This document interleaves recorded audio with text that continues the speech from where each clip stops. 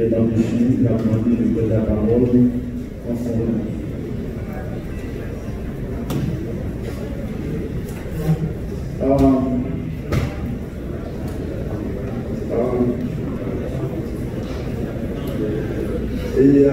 Il faut dire que moi, je suis un directeur général du ministère et le ministre Augustin Antoine nous travaillons d'arrache-pied pour que le droit à l'éducation soit respecté en Haïti. Parce que lorsqu'on prend la mission du ministère de l'Éducation, c'est de ramener tous les enfants normaux, les enfants ayant des besoins spéciaux, des enfants de rue, des enfants en domesticité, des enfants en contravention avec la loi dans un cadre d'équité. Et nous voulons que tous ces enfants-là aient des places assises à l'école et sans oublier des enfants déscolarisés, des enfants qui étaient à l'école pour une raison X ou Y avec laissé l'école. Il faut dire en passant que dans toutes les assises internationales, que ce soit la conférence internationale en l'éducation et l'alphabétisation en Thaïlande en 1996, que ce soit le forum de Dakar en avril 2000, tous ces forums-là mettent l'accent sur le droit à l'éducation parce que c'est un concept extrêmement important et qui est en lien avec l'accroissement de l'accès, avec la scolarisation universelle, avec la démocratisation de l'enseignement de base, de la massification de l'éducation. Nous autres, au niveau du ministère, nous travaillons pour que l'accroissement de l'accès soit effectif en Haïti et c'est pour ça que la mission s'est éclatée au niveau d'un plan d'éducation que nous avons. Et ce plan met l'accent sur l'accroissement de l'accès pour parler de l'augmentation de l'offre scolaire. Et nous avons un plan décennal 2020-2030.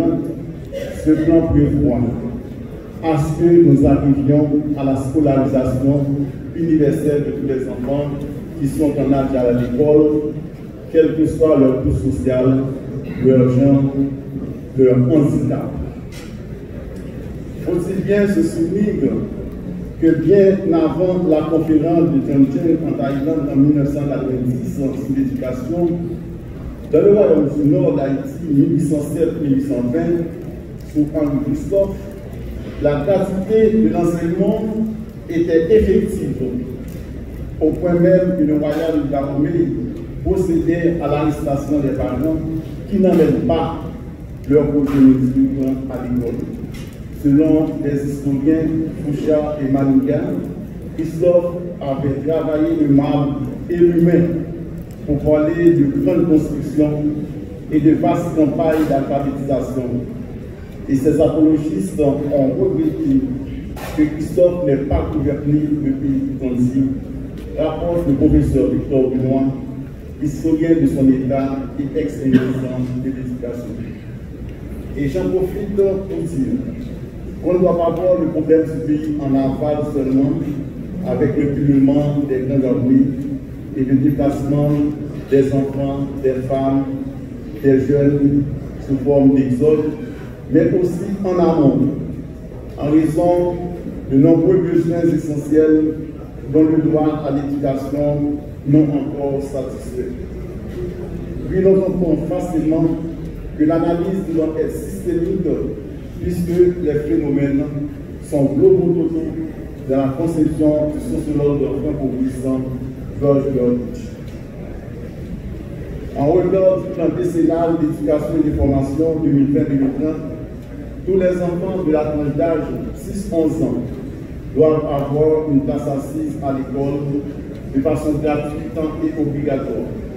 Et d'ailleurs, quel que soit le genre, le handicap et les coûts sociaux de l'apprenant. Cet output est en concurrence avec les objectifs de développement durable 4 de la feuille de route issue du congrès de New York de 2015 et du cadre d'action de Dakar de l'UNESCO, voire la déclaration d'Incheon en Corée du Sud. Le droit à l'éducation inscrit en ligne droite des efforts nationaux pour accroître l'accès de tous les enfants à un enseignement de qualité.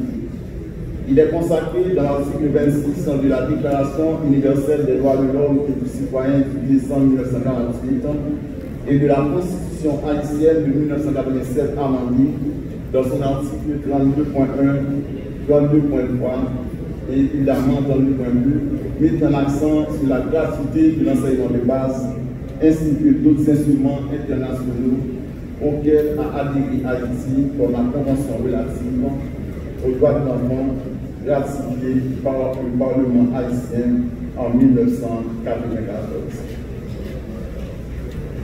Il faut dire aussi que nous avons des problèmes à résoudre en Haïti. Je m'inscris dans la conception encore de l'école de psychologie de Palo Alto, qui voit le patient dans toute sa globalité.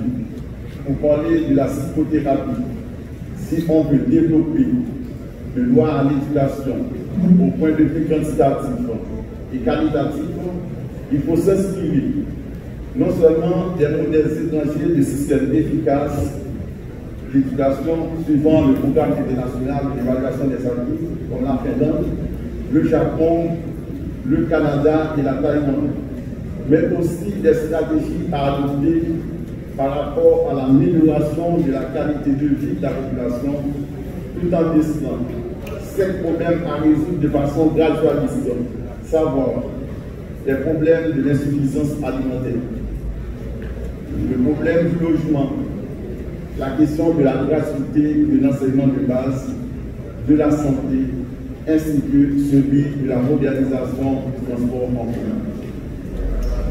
Terminer le respect du droit à l'éducation pour l'atteinte de la scolarisation universelle de tous les enfants dans la scolaire du pays aura des retombées notables sur le plan politique, social et économique pour parler de la rentabilité de l'économie de l'école comme bénéfice social. Et par ricochet, la diminution des tensions sociales et la réduction de la pauvreté des familles dans les grandes villes, tenant compte des programmes projets du plan d'éducation. L'État central, en lien avec le pouvoir local, va augmenter la part publique consacrée à l'éducation et créer un climat stable pour la modernité et la croissance. Merci beaucoup. La pensée de l'icône de l'Afrique, Nelson Mandela, qui disait un jour: l'éducation est l'arme la plus puissante pour changer le monde. Et moi j'ajoute, l'éducation est l'arme la plus puissante pour changer Haïti.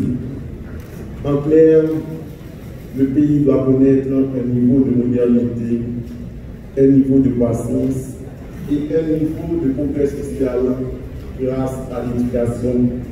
C'est avec l'esprit de cette phrase que je vous salue ce matin.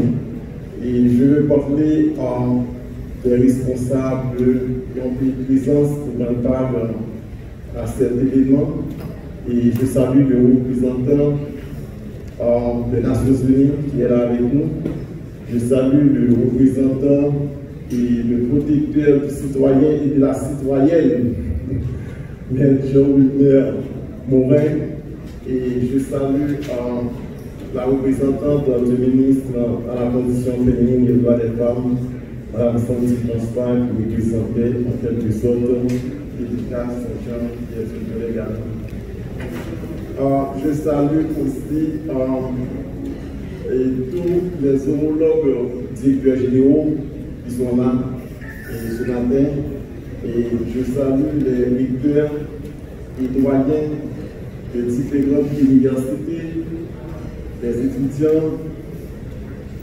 Je salue aussi les cadres de différents organismes et ministères. Et je salue une salutation spéciale à Madame la directrice de l'Institut du bien-être social qui est là avec nous, Mme Bidouin. Et je salue aussi un cadre qui est de très bon ami à moi, c'est M. Hervé Bosli. Et je salue aussi les amis de la presse qui sont là, la presse parlée, écrite, télévisée et en ligne. Mesdames, Messieurs, je suis